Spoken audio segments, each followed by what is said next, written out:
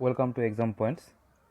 বিগত দিন আমরা 50 অবধি করেছিলাম, আজকে আমরা 51 থেকে শুরু করব। তো 51 যে কোশ্চেনটা ছিল, প্রথম কোশ্চেনটা হচ্ছে নিম্নলিখিত তথ্যগুলির মধ্যে কোনটি সঠিক। তো এখানে আমরা জানি যে যুবরাজ সিং ক্রিকেটের সঙ্গে যুক্ত, বিশ্বনাথ আনন্দ দাবার সঙ্গে যুক্ত, ইয়াসিন মার্চেন্ট স্নুকারের সঙ্গে যুক্ত এবং সানিয়া মির্জা ব্যাডমিন্টনের সঙ্গে যুক্ত। সুতরাং এখানে কোনটি সঠিক? এখানে একমাত্র ইয়াসিন মার্চেন্টই সঠিক। তারপরে কোশ্চেন, মেহুলি ঘোষ কোন খেলার সঙ্গে যুক্ত? ইনি এয়ার রাইফেল শুটিংয়ের সঙ্গে যুক্ত। 2018-তে ইনি কমনওয়েলথ গেমসে মেডেল পেয়েছিলেন। তো পরীক্ষাটা যেহেতু 2018-তে হয়েছিল, তাই এই কোশ্চেনটা 2000 কারেন্ট অ্যাফেয়ার্স হিসেবে এসেছিল।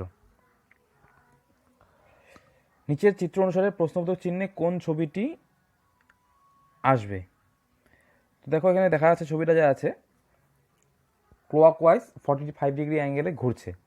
প্রথমে মুখটা এদিকে করে আছে, তারপরে দেখো ক্লকওয়াইজ 45 ডিগ্রি এদিকে হয়ে গেল, তারপরে আবার এদিকে, তারপরে এদিকে, তাহলে এখন হবে এদিকে। তো সুতরাং এখানে যে 3 নম্বর ছবিটা আছে সেটার সঙ্গে মিলছে, সুতরাং এটা হবে অ্যান্সার। এই তো 3। টিচার্স শব্দটির প্রতিটি বর্ণ কেবলমাত্র একবার ব্যবহার করে কোন শব্দটি তৈরি করা যায়? দেখো, এই অপশনগুলোর মধ্যে একমাত্র চেয়ারটি একটি অপশন যেখানে আই আছে, আর এই আই কিন্তু টিচার্সের কোনো জায়গাতেই ইউজ করা হয়নি। সুতরাং এটাই হবে অ্যান্সার, যে শব্দটি তৈরি করা যাবে না।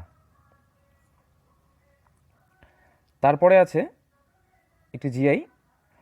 নিম্নলিখিত চিত্র অনুসারে প্রশ্নবোধক চিহ্নে কোন সংখ্যাটি বসবে? তো দেখো, এখানে আছে 27, 54, 9, 42, 84, 14, এখানে হোয়াট 42, 7। 9-এর সঙ্গে যদি আমি 3 গুণ করি 27, আর 6 গুণ করলে 54। 14-র সঙ্গে 3 গুণ করলে 42, 14-র সঙ্গে 6 গুণ করলে 84, 7-এর সঙ্গে 6 গুণ করলে 42, তাহলে এখানে নিশ্চয়ই 3 গুণ করব, অর্থাৎ অ্যান্সার হবে আমাদের 21, মানে অ্যান্সার সি। তারপরটাই ঠিক একই রকমভাবেই প্রশ্নবোধক চিহ্নে কোন সংখ্যাটি বসবে?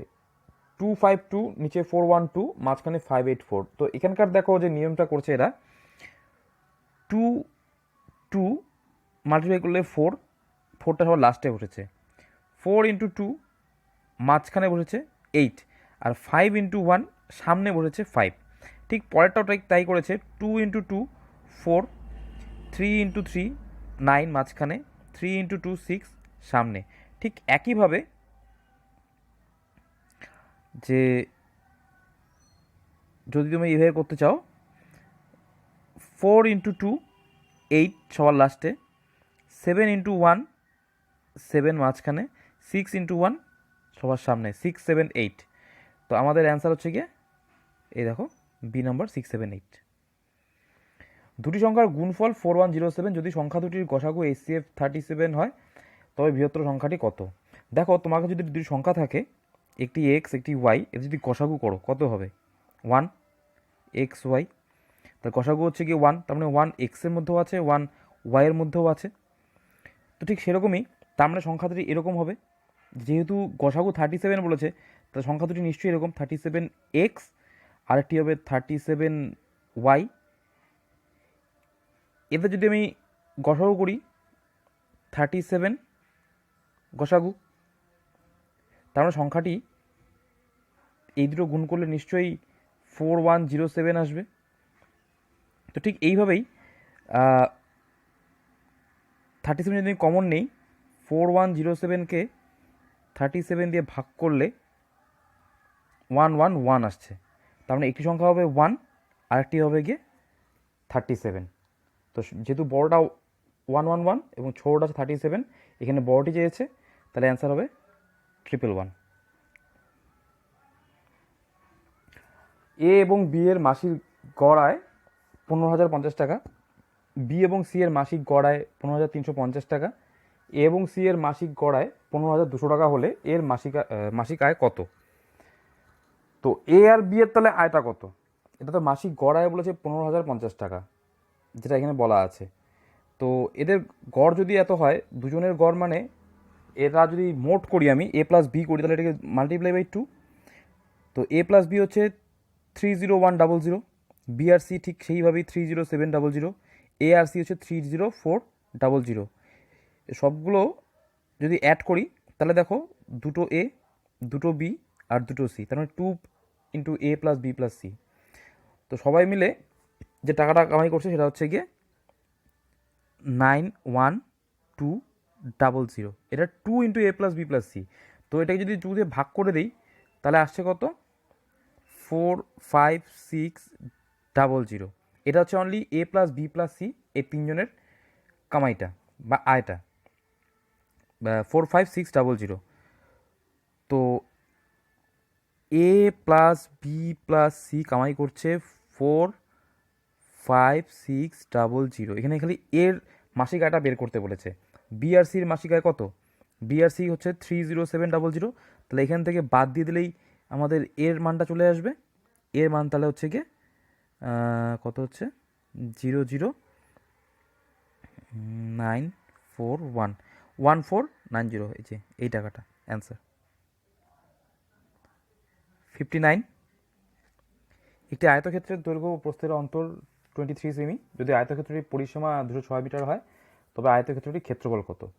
দেখো, একটা যদি এই আয়তক্ষেত্র হয় এরকম, এটাকে দৈর্ঘ্য ধরলাম, এটাকে প্রস্থ ধরলাম, এই দুটোর ডিফারেন্স হচ্ছে গিয়ে 23 সেমি। তার মানে A - B = 23। আর আরেকটা বলেছে পরিসীমা হচ্ছে 206 সেন্টিমিটার। তার মানে পরিসীমা সূত্র হচ্ছে 2 × A + B = 103। তার মানে A + B হচ্ছে গিয়ে 103কে 206 যদি ডিভাইড করি তাহলে অ্যান্সার আসবে 103। ঠিক এই জায়গাটা থেকে আর এই জায়গাটা থেকে যদি আমি আসি তাহলে আমি যদি যোগ করে দিই তাহলে বি আর বি কেটে যাবে, তাহলে আসবে 2A। 2A = আসবে হচ্ছে আমার 2A = আসছে হচ্ছে কি 126। তার মানে এ কত? A = 126/2, 63। আর বি তাহলে হচ্ছে গিয়ে 40, বি তাহলে 40। তো এ আর বি গুণ মাল্টিপ্লাই করলেই আমাদের অ্যান্সার চলে আসবে। তো 63 আর কত আসলো 40, এই দুটো যদি মাল্টিপ্লাই করি অ্যান্সার আসবে 2520 অ্যান্সার। সরল। তো সরল হচ্ছে কি যেটা করতে হয় আমাদেরকে, ফার্স্টে ব্র্যাকেটে কাজ করতে হবে, তারপর আস্তে আস্তে এই সেকেন্ড ব্র্যাকেট দুটোর মাঝখানে যে কাজগুলো আছে সেগুলো করে নিয়ে তারপরে ভাগ করতে হবে। তো এখানে ফার্স্টে এই কাজটা করো, এটা করলে কত আসবে? এটা করলে আসবে হচ্ছে -9। আর যেহেতু সামনে মাইনাস আছে প্লাস হয়ে যাবে। তারপর সবগুলো যোগ বিয়োগ করলে সম্ভবত এখানে আসবে হচ্ছে গিয়ে 12। তো 96/8 ব্র্যাকেটে থাকবে 12। তো 8 12 96, সুতরাং 96কে 96 ডিভাইড করলে অ্যান্সার 1। এটা একটু করে দেখবে, নিচে প্র্যাকটিস করে দেখবে। 24, 36 এবং 60 গসাগু এটা ইজি একদম, গসাগু করলেই হবে, করে দেওয়া আছে 12, অ্যান্সার হবে 12। 60 মিটার দৈর্ঘ্য এবং 40 মিটার প্রস্থ বিশিষ্ট একটি খেলার মাঠের বাইরে চারধারে 1 মিটার চওড়া একটি রাস্তা থাকলে রাস্তাটির ক্ষেত্রফল কত? তো আমাকে বলেছে যে একটি আয়তক্ষেত্র আছে, একদিকে 60, একদিকে 40। এই মাঠটির চারধার দিয়ে আমি 1 মিটার করে রাস্তা দেব, কত মিটার হবে এই রাস্তাটা? এই টোটাল রাস্তাটা এখান থেকে কত মিটার হবে? তো সিম্পল, যে আমার পরিসীমা আছে সেই পরিসীমাই হবে। তো তাহলে আমার পরিসীমার সূত্র কি? 2 × A + B, অর্থাৎ 2 × 60 +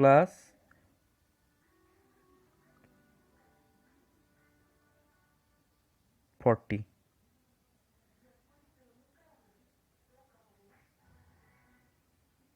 সরি, কোনো মিস্টেক করেছি একটু,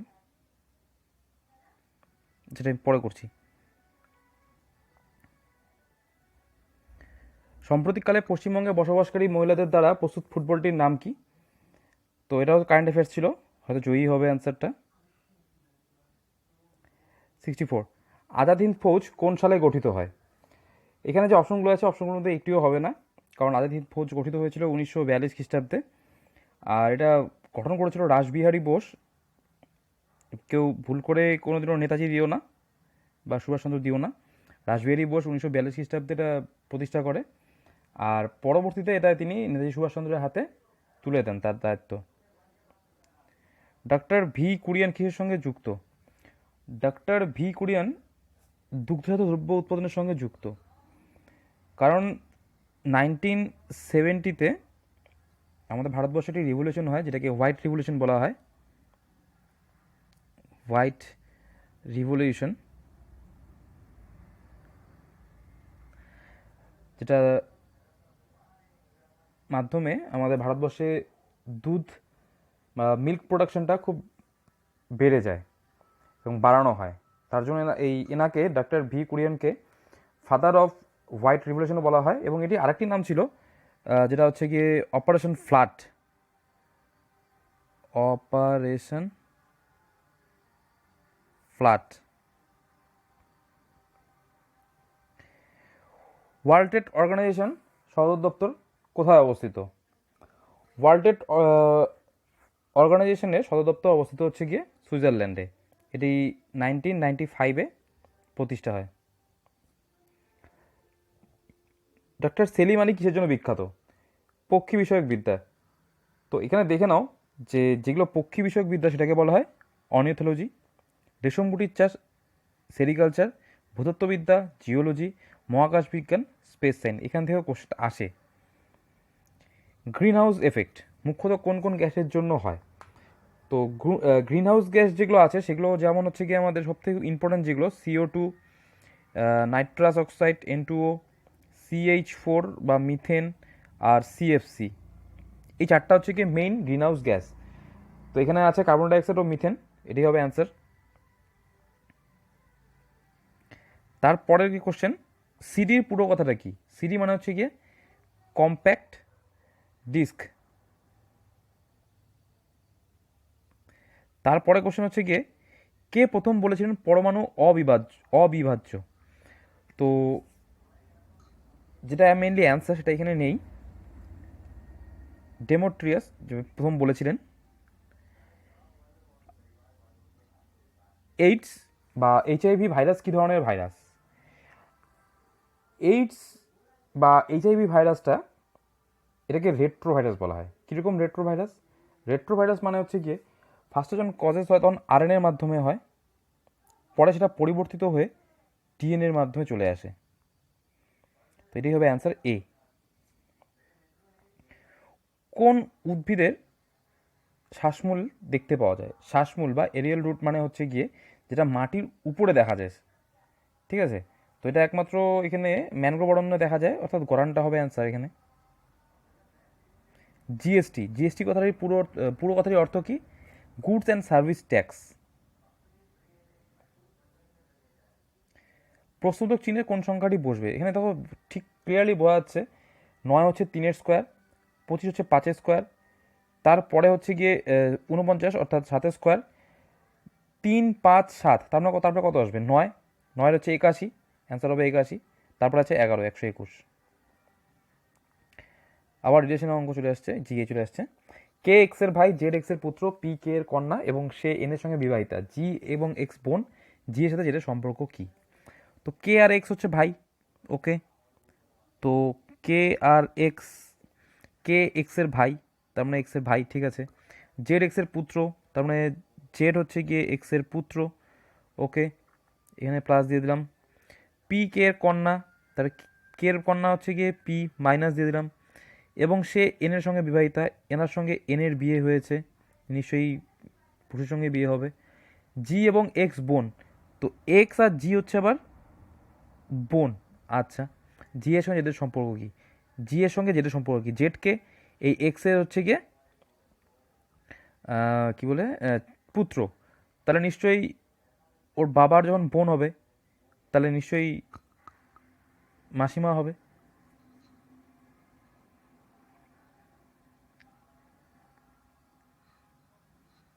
যদি কোনো সাংকেতিক ভাষায় MYSTIFY কে NZTUGJ লেখা হয় তবে সেই ভাষায় NEMESISকে কীভাবে লেখা হবে। তো দেখো এখানে বোঝা যাচ্ছে যে এম এর সঙ্গে যদি আমি 1 যোগ করি তাহলে আসছে হচ্ছে কি N, ওয়াইয়ের সঙ্গে 1 যোগ করলে জেড, ST, TUIJ, FGYZ। তার মানে এর পরে পরে সংখ্যাগুলি হবে। তো এন এর পরে হচ্ছে গিয়ে ও, তারপর ই এর পরে এফ, এম এর পরে এন। তো ঠিক এভাবে দেখো এই অপশন ছাড়া অন্য কোনো অপশনটি হচ্ছে না। আর প্রশ্নবোধক চিহ্নে কোন সংখ্যাটি বসবে? 9, 12, 18। দেখো 9 আর 12 এর মধ্যে ডিফারেন্সটা কত? 3। 18 আর 12 এর মধ্যে ডিফারেন্সটা 6। তাহলে 3, 6 এরপরে কত হবে? 9 হবে ডিফারেন্স, সুতরাং 27। নিম্নলিখিত চিত্রে প্রশ্নবোধক চিহ্নে কোন ছবিটি বসবে? তো এখানে দেখা যাক কি বলেছে। এদিকে ত্রিভুজ, মাঝখানে স্কোয়ার, তারপর আবার ত্রিভুজ, আবার স্কোয়ার, মাঝখানে গোল, আবার স্কোয়ার। তার মানে দেখো এই পাশে যেটা বসছে সেটাও ঠিক তার এই পাশেই বসছে। সুতরাং এখানে যখন এরকমই আছে তাহলে এর পরে তাহলে কোনটা বসবে? 1 নম্বরটা, মানে এই যে এটা বসবে। তাহলে অ্যান্সার হচ্ছে আমাদের 1। প্রশ্ন চিহ্নে কোন সংখ্যাটি বসবে? 79। তো দেখো এখানে যেটা করেছে যে 6 ইন্টু 3 18, 5 ইন্টু 15 75, 75 আর 18 অ্যাড করলে 93 হচ্ছে। ঠিক সেইভাবেই আচ্ছা এটা কি 18 ইন্টু 1 18, 4 ইন্টু 8 32, 32 আর 18 অ্যাড করলে 50। তাহলে 7 ইন্টু 5 35 আর 9 ইন্টু 6 54। তো এ দুটো অ্যাড করলে কত হচ্ছে? এ দুটো অ্যাড করলে হচ্ছে 9 89। দেখি অ্যান্সার কী আছে। এই তো 89। একটি নির্বাচনে দুজন প্রার্থীর মধ্যে একজন বৈধ ভোটের 55% পান, 20% ভোট অবৈধ ছিল। যদি মোট প্রদত্ত ভোটের সংখ্যা 7500 হয় তবে অপর প্রার্থী কতগুলি ভোট পেয়েছিলেন? দেখো এখানে আমি ধরে নিলাম টোটাল ভোট হচ্ছে কি আমাদের 100টা, তার মধ্যে 20% ভোট অবৈধ, তার মানে 80টা ভোট বৈধ। এর 55% পেয়েছেন যে জিতেছেন, তাহলে বাকি কত পার্সেন্ট পাচ্ছে? 45। তো 80-র 45 মানে কত? 80-র 45 মানে হচ্ছে গিয়ে আচ্ছা আগে 50টা আগে বের করে নিচ্ছি। 80%-এর 55 মানে হচ্ছে গিয়ে 80 ইন্টু 55 বাই 100,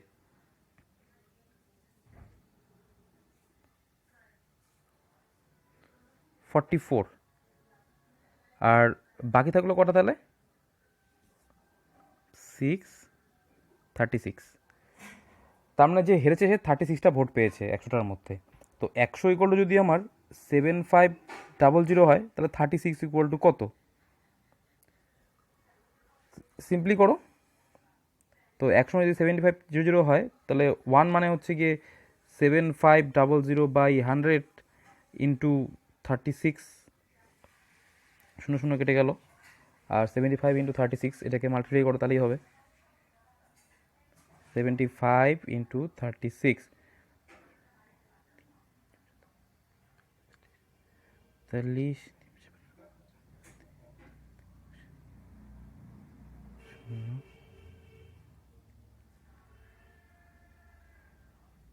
2700 অ্যান্সার।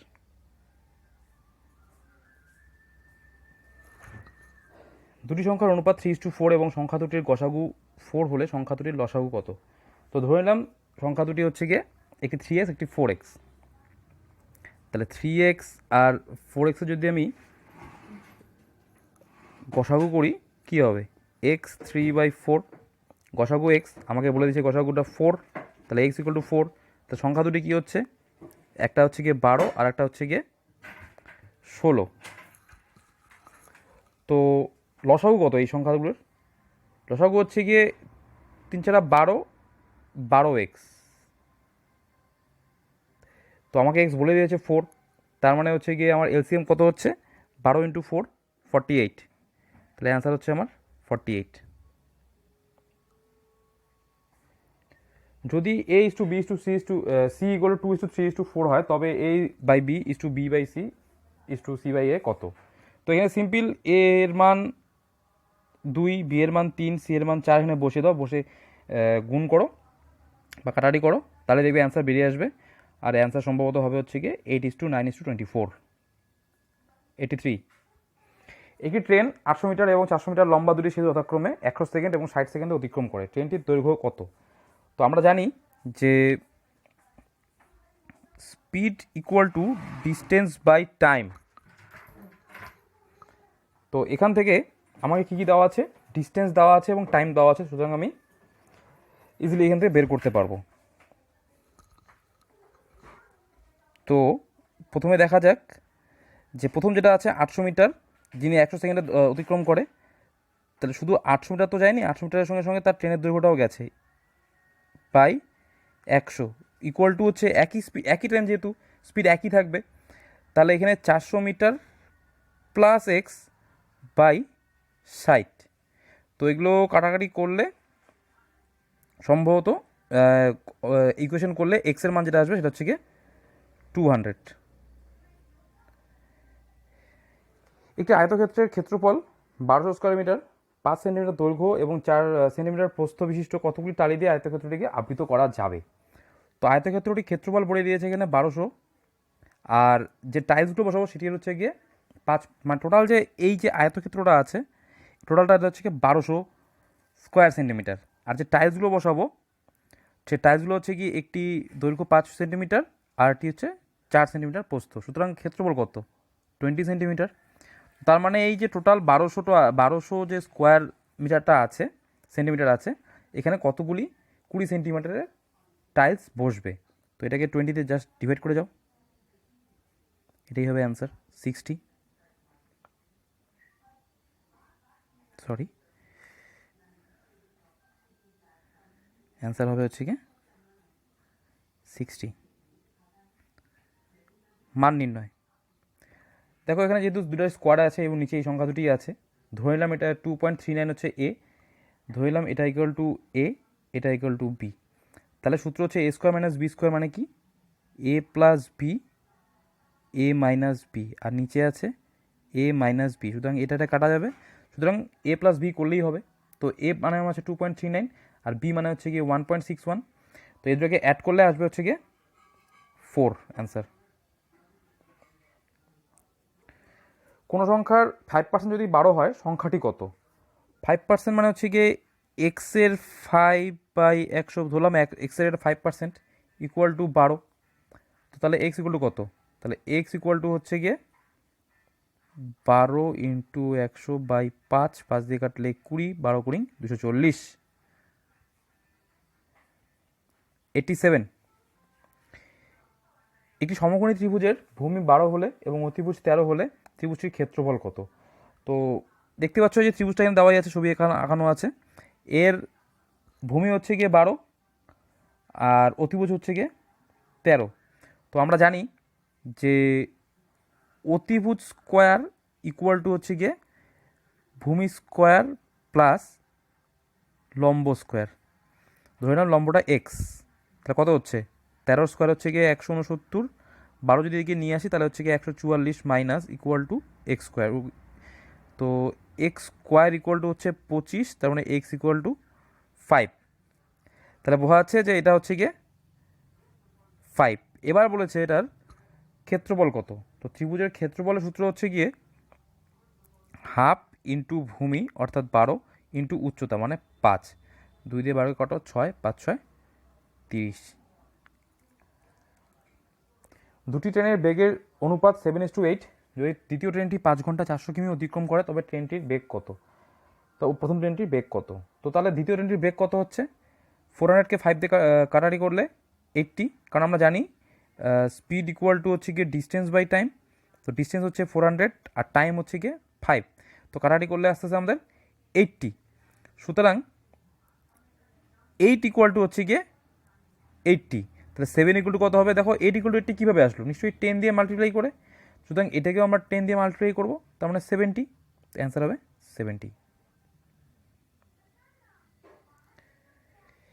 বিশিষ্ট পদার্থবিদ স্টিফেন হকিং কোন দেশের নাগরিক ছিলেন? তিনি ছিলেন ইংল্যান্ডের নাগরিক। তো স্টিফেন হকিংস কী থিওরির জন্য বিখ্যাত? তিনি হচ্ছে গিয়ে বিগ ব্যাং থিওরির জন্য বিখ্যাত, যেটা মহাকাশে থিওরি আর কি। এছাড়াও তিনি অনেক বই লিখেছেন, সেগুলো খুব ইম্পর্টেন্ট, সেগুলো দেখে নেবে। মহাকবি কালিদাস কোন সম্রাটের সভাকবি ছিলেন? সমুদ্রগুপ্ত।